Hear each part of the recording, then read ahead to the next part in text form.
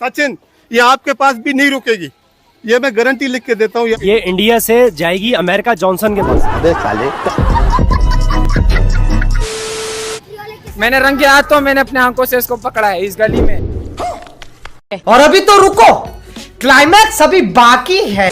हम लोग तो सालों सालों से गदर 2 का इंतजार कर रहे थे, लेकिन यहाँ सचिन भाई ने तो सीधा गदर 3 ही लॉन्च कर दिया। तो हमारे प्रिय भक्तगणों, आज हम देखने वाले हैं पबजी एक प्रेम कथा की छोटी सी झलक, जिसमें भारत और पाकिस्तान दोनों देशों के सुर्खियों में छाई सीमा हैदर की कहानी किसी इंद्रजाल से कम नहीं लग रही है। शादीशुदा सीमा ने अपने देश को छोड़कर अवैध रूप से भारत में एंट्री की। यहाँ आने के बाद नोएडा के सचिन को अपना पति कहना शुरू कर दिया। अब 4 बच्चे भी सचिन को पापा बुलाने लगे। तो आइए यार इसी बारे में बैठकर कुछ चर्चा करते हैं कि कहीं सीमा पाकिस्तान की खुफिया एजेंट तो नहीं। तो है व्हाट्सअप, कैसे हो आप लोग? आई होप कि आप लोग बहुत अच्छे होंगे। तो आज के इस वीडियो के अंदर हम देखने वाले हैं कि पाकिस्तान का जीजा इंडिया बनेगा या नहीं। तो आइए यार शुरू करते हैं बिना किसी खिलवाड़ के। और हाँ, उससे पहले वीडियो में आगे बढ़े तो आप लोग अभी वीडियो को लाइक कीजिए और चैनल को सब्सक्राइब कीजिए, नहीं कहीं आप विदेशी मेहरारू लाने के चक्कर में पबजी में ही बिजी हो जाना। तो यार फटाफट अभी कर दीजिए। तो भैया सबसे पहली बात है कि इस सीमा की वजह से एसडीएम ज्योति मारो तो बहुत ज्यादा खुशी होंगी, क्योंकि सारी मीडिया तो पाकिस्तान भौजी की समाधान में लगी हुई है। अब बहुत लोगों के मन में एक सवाल है कि सीमा आखिर है कौन? कहीं बजरंगी भाईजान में जिस मुन्नी को सलमान खान पाकिस्तान छोड़कर आया था, वो अब अपने 4 मुन्ने लेकर भारत वापस तो नहीं आ गई? दोस्तों, एक समय था जब शादी में अलमारी, फ्रिज, बेड, बाइक जैसे दहेज मिलते थे, लेकिन सचिन भाई को तो 4 बच्चे मिले हैं। देखो, भले ही सीमा हैदर सचिन की देखने में अम्मा लग रही हो, लेकिन सचिन मात्र 5 साल ही छोटा है। अगले इलेक्शन तक आ जाएगा। लेकिन यह तो एक प्रेम है, किसी से भी हो सकता है, क्योंकि प्यार की जिसको बीमारी लगती है, उसे 2 बच्चों की माँ भी कुंवारी लगती है। अच्छा। तो आइए अब हम आपको लेकर चलते हैं पाकिस्तान, जहाँ पर सीमा का घर बना हुआ है, और देखते हैं कि इनके पड़ोसी इनको क्या कहते हैं। पाकिस्तानी जासूस है, ये इंडियंस कह रहे हैं। अगर गई है तो पाकिस्तान ने भेजा होगा, बिल्कुल ये बात राइट है। मतलब उस बात से मुकरे हम नहीं मुकरेंगे। तो भैया ये मौलाना साहब तो लगता है कि अभी मजाक के माहौल में है और ये खामखा सीमा को रेल रहे हैं। सीमा का एक लौंडा नहीं है, 50 लौंडे हैं सीमा के। क्या क्या कहना क्या चाह रहे हैं भाई आप? तो मैंने इस गली में देखा था, एक कोने में बंदों से बात करती रहती थी। क्या बात करती थी? पता नहीं, हमको अभी पता नहीं है। मैं कोने से देख लेता था। पार्किंग वाले से भी ये मिलता था रोज। चिप्स वाले के साथ चक्कर था, दुकान वाले के साथ चक्कर था, सबके साथ चक्कर था। सीमा का घर इस गली में था। रोज उसके घर पे बंदे चेंज होते थे, आते थे।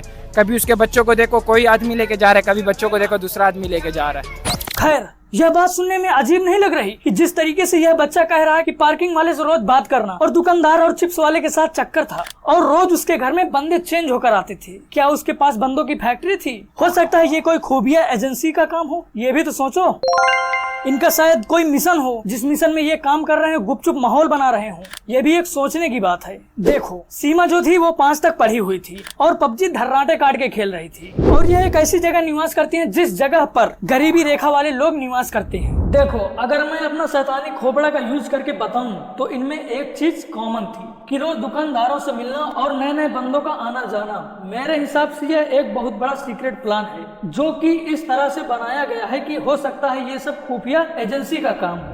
जो लोग बदल बदल कर आते थे, हो सकता है वो सभी लोग टीम के मेंबर हों और दुकानदार से बात की। मतलब ये लोग सीमा की सिक्योरिटी भी तो हो सकती है, क्योंकि सीमा का भाई पाकिस्तान आर्मी में है। और इतना बड़ा सीक्रेट प्लान बनाने में ये लोग सिर्फ ऐसा नाटक तो नहीं कर रहे हैं कि इंडिया वाले केवल सीमा के घरेलू हिस्ट्री निकालने में बिजी रहे और इधर सीमा अपना काम तमाम कर दे। भैया, मुझे तो इसमें बहुत बड़ा गड़बड़ लग रहा है। ये तो पूरा काम कोई सीक्रेट एजेंसी वाले ही कर सकते हैं।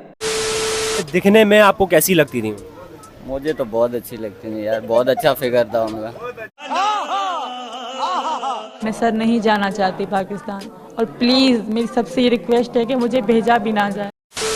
देख रहे हो, यह पाकिस्तान भी नहीं जाना चाहती। देखा जाए जब से आई है तब से सचिन कुछ बोल ही नहीं रहा, जैसा लगता है इसकी जबान ही टूट गई हो। सिर्फ सीमा ही अपनी बकबक लगा रखी है और इसका बोलने का एक्सपीरियंस तो ऐसा लग रहा है जैसे ये एक ट्रेनर हो और इसके अंदर वो सारी स्किल्स मौजूद हैं जो एक खुफिया एजेंसी वालों के पास रहती है। आप ही लोग गेस करो, जब आप लोग किसी माहौल में रहोगे, आप मुंबई जाओगे, कनाडा जाओगे, कहीं भी जाओगे, तो आपको वहाँ की भाषा का कुछ न कुछ प्रभाव पड़ेगा। लेकिन ये बचपन से पाकिस्तान में रह रही थी, लेकिन आज इनकी बातें सुनी ऐसा लग रहा है कि ये तो बचपन से नोएडा में ही रह रही है। ऐसे इनके बोलचाल का लहजा बना हुआ है। भाई साहब, मुझे तो लगता है ये मोहतरमा केवल भारत और भारतवासी के चक्कर में महिला होने का फायदा उठा रही हैं और ये पूरे देश के साथ इमोशनल अत्याचार कर रही हैं। बच्चे वापस करें, हमें बच्चों का दुख है। और जिस तरीके से ये बच्चे मांग रहा है ऐसा लगता है कि मानो इसी के बच्चे हों। बढ़ती जनसंख्या में ये हाल है कि लोग अपने ही बच्चे के विकास में ध्यान नहीं दे पा रहे हैं, लेकिन ये भाई साहब तो सीमा के भी बच्चे मांग रहे हैं, वो भी एक नहीं 4 के 4। भाई साहब इनको बुरा लगता है इसलिए, और शायद वहाँ इनके बच्चे खुद ही नून रोटी खा रहे हों। औरत का चक्कर बहुत ज्यादा खराब होता है, इसमें बड़े बड़े राजा महाराजा भी मिट गए हैं, इसी के चक्कर में पूरा देश भी मिट जाता है। सचिन एक फूका हुआ मानो लगता है, ना इसके पास पैसा है, ना शरीर है, ना ही इतना खास है, लेकिन फिर भी एक प्रेम प्रसंग फैलाए हुए हैं। देखो वो सवाल से काम लो, नहीं तो यही कहोगे।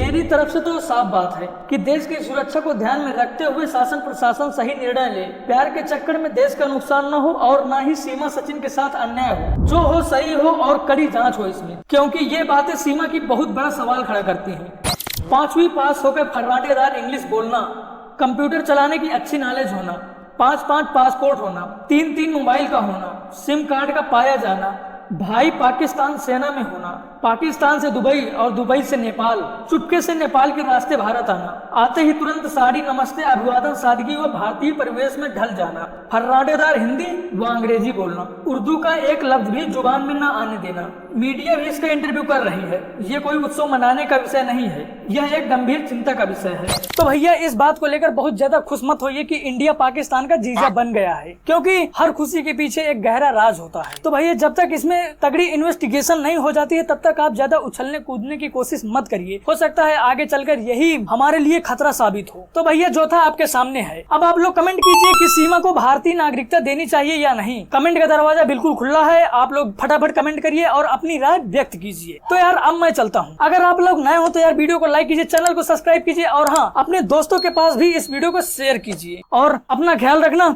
तब तक के लिए जय हिंद।